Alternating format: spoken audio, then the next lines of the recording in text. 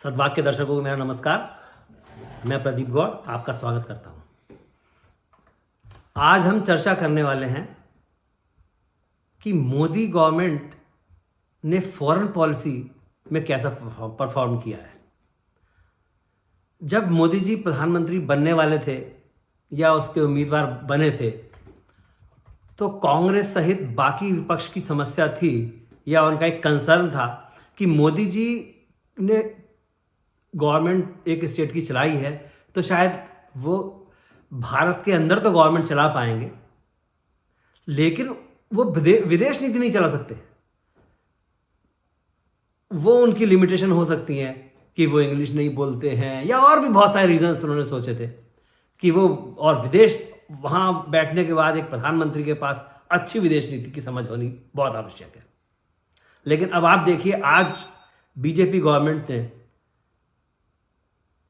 Modi government ने foreign policy में क्या अचीव किया है।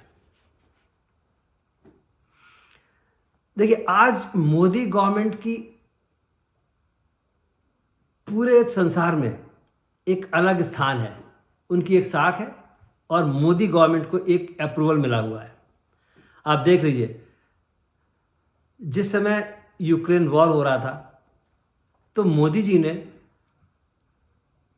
क्लियरली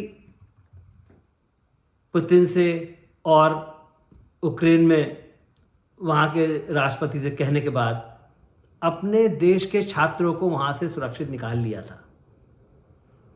तो ये एक एग्जाम्पल था कि मोदी जी की फॉरेन पॉलिसी क्या है।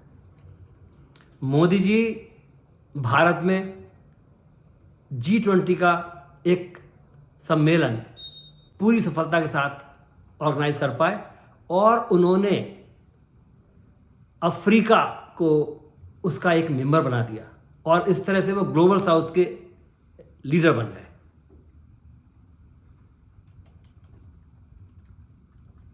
मोदी जी की फॉरेन पॉलिसी या भारतीय जनता पार्टी की फॉरेन पॉलिसी नेहरू जी की फॉरेन पॉलिसी या पुरानी फॉरेन पॉलिसी से बहुत अलग है, क्योंकि जो पहले फॉरेन पॉलिसीज होती थी उसमें क्या था कि हमें किसी के बहुत करीब नहीं जाना है और हमें देखना है हमें किस देश से कितनी डिस्टेंस मेंटेन करनी है।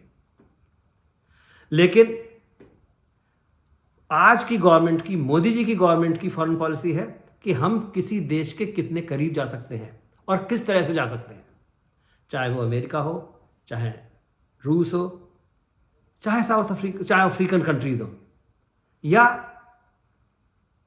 अरब मुल्क हो। मोदी गवर्नमेंट ने उन सब के साथ अपने संबंध अच्छे बनाए हुए हैं। सभी देशों के लिए भारत अपॉर्चुनिटीज का एक सोर्स बना हुआ है। सबको पता है कि अगर भारत के साथ संबंध अच्छे रहेंगे तो उनके देश हित में होगा। तो अगर भारत ने यूक्रेन युद्ध के दौरान रूस के साथ तेल खरीदना जारी रखा, उससे भी अमेरिका को कुछ खास प्रॉब्लम नहीं हुई, कोई प्रॉब्लम नहीं हुई और उन्होंने कहा कि भारत की ज़रूरत है तो वो खरीद सकते हैं और भारत ये करता रहा। उसके अलावा अगर यूरोप के कुछ देशों को या उनके पत्रकारों ने इस बात को किसी प्रेस कॉन्फ्रेंस में उठाया तो हमारे विदेश मंत्री ने उन्हें उस बात का बहुत ही सटीक उत्तर दिया कि भाई आप लोग जितना तेल दोपहर तक खरीद लेते हैं हम उतना एक महीने में भी नहीं खरीदते हैं। तो इस युद्ध के दौरान भी आप रूस से ज़्यादा बड़ा बिजनेस करते हैं बनिस्बत हमारे। आज के टाइम अगर कोई देश भारत पर इस तरह का कमेंट करता है जो भारत को आपत्तिजनक लगता है तो भारत उस बात का उत्तर देता है। आज के टाइम में अगर अमेरिका या उसका विदेश मंत्रालय या आई मीन स्टेट डिपार्टमेंट को इस तरह कमेंट करता है कि हम भारत पर ध्यान नज़र रखे हुए हैं तो भारत भी कहने का साहस रखता है कि अगर तुम फिलिस्तीन समर्थक छात्रों के ऊपर बहुत हार्श एक्शन लेते हो तो भारत भी तुम्हारे ऊपर नज़र बनाए हुए रखे है। और उसके बाद अमेरिका को समझ में आ जाता है कि हम इस तरह के कमेंट भारत के ऊपर नहीं कर सकते। अब ये वो भारत नहीं है। तो ये आज भारत की फॉरेन पॉलिसी है। भारत कहता रहा कि हमारी उन्नति किसी के लिए भी थ्रेट नहीं है। जो हमारी एनर्जी की ज़रूरतें हैं, पेट्रोल की रिक्वायरमेंट है, वो हमें पूरी करनी पड़ेगी। अगर हमें रूस तेल देने को तैयार है तो हम उनसे लेंगे। अगर सभी देश रूस से तेल लेना छोड़ देते तो तेल की कीमतें पूरे संसार में और ज़्यादा बढ़ जाती, तेल की पूरे संसार में किल्लत होती। तो हमारी आज इंडिपेंडेंट फॉरेन पॉलिसी है जो किसी भी देश के नुकसान के लिए नहीं है, उसके हित के लिए नहीं है, हमारे हित के लिए है। और उससे किसी का भी हित नहीं होता। अब देखिए, अभी मोदी गवर्नमेंट इलेक्शन में है, भारत इलेक्शन में है, थर्ड टर्म में मोदी आएंगे जून के बाद, जैसा कि सभी को उम्मीद है। यहाँ तक कि सभी विदेशों में भी सबको उम्मीद है कि मोदी जी आने वाले हैं और वो उन्हें आज भी अपने उन प्रोग्राम से इनवाइट कर रहे हैं जो आने वाले महीने में, अगस्त में है या सितंबर में है या अक्टूबर में है।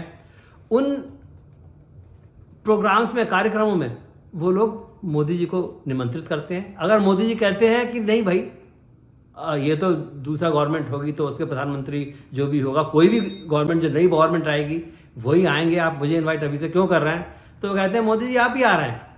क्योंकि सबको पता है कि मोदी जी इतने पॉपुलर हैं और उन्होंने जिस तरह के काम किए हैं उससे उनको थर्ड टर्म तो मिलना ही मिलना है और पहले के बनिस्बत अधिक मेजॉरिटी से मिलना है।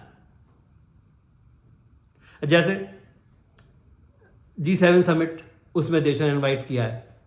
उधर पीस समिट है यूक्रेन में, उसमें मोदी जी इनवाइटेड है। उसके बाद एनुअल समिट है रशिया में, उसमें मोदी जी इनवाइटेड है। क्योंकि सभी वर्ल्ड लीडर्स को पता है कि आना मोदी को ही है और वो ये कहते हैं कि आपको ही आना है, तो इसलिए आप इनवाइटेड हैं, प्लीज कम। सो इससे यह साफ पता चलता है कि मोदी जी ने या बीजेपी गवर्नमेंट ने या मोदी गवर्नमेंट ने भारत की साख विश्व में बढ़ाई है। और ये अगर विश्व में साख बढ़ी है, इसका मतलब है भारत की foreign policy is very very strong. So they know what they are doing. ऐसा नहीं है कि उन्हें फॉरेन पॉलिसी नहीं आती। अब इस फॉरेन पॉलिसी के पीछे जयशंकर का योगदान दिखाई देता है। मैं मानता हूं कि जयशंकर जी वही बोलेंगे जो प्रधानमंत्री कहते हैं। वो they are in sync, they know. Jaishankar प्रधानमंत्री के विचारों को समझते हैं और अकॉर्डिंगली वो एक्शन लेते हैं। उन्हें पता है कि मैं ये बात कहूँगा तो हमारे प्रधानमंत्री उस बात को अप्रूव करते हैं। उन दोनों में उस स्तर की समझदारी, उस स्तर की अंडरस्टैंडिंग है। तो जयशंकर जिस तरह से विदेशी संस्थाओं को या विदेशी मीडिया को उनके आक्रमणों का, वो जो अटैक करते हैं उसका उत्तर देते हैं, उससे पूरा देश का हर व्यक्ति गदगद हो जाता है कि हमारी विदेश नीति इतनी शक्तिशाली कभी रही नहीं जितनी आज है। उसके पीछे जयशंकर जी का निश्चित रूप से बहुत बड़ा योगदान है। उन्हें पता है उन्हें क्या कहना है और वो वही कहते हैं जो मोदी जी चाहते हैं कि हमारा विदेश मंत्री हो, वो इस तरह के उत्तर दे जिससे दूसरे देशों को, जो भारत को आज भी इस तरह का देश समझते हैं कि जिसे वो कुछ भी कह लें, 2-2 करोड़, 2.5 करोड़, 1.5 करोड़ पॉपुलेशन वाले, 25 मिलियन पॉपुलेशन वाले देश भी भारत को आंख दिखाने की कोशिश करते हैं कि हम नज़ारा बनाए हुए हैं। हमारा आतंकवादी उनके लिए आतंकवादी नहीं है, वो उसे शरण देते हैं। लेकिन आज भारत उन्हें क्लियरली कहता है, और आने वाले टर्म में 4 जून के बाद भारत जिस शक्ति के साथ उनके सामने अपनी बात रखेगा, उन्हें नतमस्तक होकर बात माननी पड़ेगी, नहीं तो उन्हें भारत का सपोर्ट नहीं मिलने वाला है। देखिए, भारत ने इस समय जो युद्ध चल रहा है इजराइल का और फिलिस्तीन का, उसमें योगदान किया कि भारत ने, मोदी जी ने स्पेशली अपना एनवॉय भेजा इजराइल और उनसे कहा कि देखिए, इस समय रमज़ान का टाइम जिस समय था कि टाइम रमज़ान का है, तो इस समय आप युद्ध विराम करें और हम जो सामान भेजना चाहते हैं उसे भेजने का मौका दें। तो इजराइल ने मोदी जी की बात को सुना। तो आज आप सोच सकते हैं कि भारत की फॉरेन पॉलिसी किस ऊंचाई को पहुंच चुकी है। जो प्राप्त किया है उन्होंने संसार में, इतना महत्व भारत की फॉरेन पॉलिसी का कभी नहीं था जो आज है। और ये वो फॉरेन पॉलिसी है जिसे मोदी गवर्नमेंट जब आई थी या उसके बाद भी एक बड़ा वर्ग मीडिया का और विपक्ष मानने को तैयार नहीं होता है, जबकि वो जानते हैं कि जो फॉरेन पॉलिसी मोदी ने अपनाई है वो फॉरेन पॉलिसी भारत की बहुत पहले से होनी चाहिए थी। और जहां तक पाकिस्तान की बात है, क्योंकि भारत की फॉरेन पॉलिसी को पाकिस्तान के नजरिए से भी देखा जाता है, तो उस पर मोदी जी एकदम साफ है। जब मोदी गवर्नमेंट पहले आई थी, उन्होंने पूरा प्रयास किया था कि पाकिस्तान से रिश्ते अच्छे हों, लेकिन पाकिस्तान ने सुधरने की कोशिश नहीं की। तो मोदी जी ने कहा कि भाई, अगर तुम नहीं सुधरते तो हम तुम्हारे पीछे नहीं पड़ने वाले हैं, तुम्हें जैसा लगता हो वैसा करो, अगर तुम्हें रोटी मिल जाती यही बहुत है। क्योंकि ये सब जानते हैं कि आज पाकिस्तान को रोटी के भी लाले हैं, उन्हें वहाँ की जनता को रोटी और पानी मिलने में समस्या है। लेकिन जब एक बार मोदी जी के कहने के बाद भी पाकिस्तान ने रिश्ते सुधारने की कोशिश नहीं की, तो अब मोदी जी ने पाकिस्तान के ऊपर अपना समय बर्बाद करना बिल्कुल बंद कर दिया है। और मोदी जी ने कहा है कि हमें पाकिस्तान जैसे देशों के ऊपर अपनी ऊर्जा को लगाने की कोई आवश्यकता नहीं है, और वो अपने आप उस गति को प्राप्त करेंगे जिसके उन्होंने पहले से बीज बो रखे हैं। अगर मेरा ये वीडियो आपको अच्छा लगा हो तो इसे सब्सक्राइब करें, लाइक करें और शेयर करें। धन्यवाद।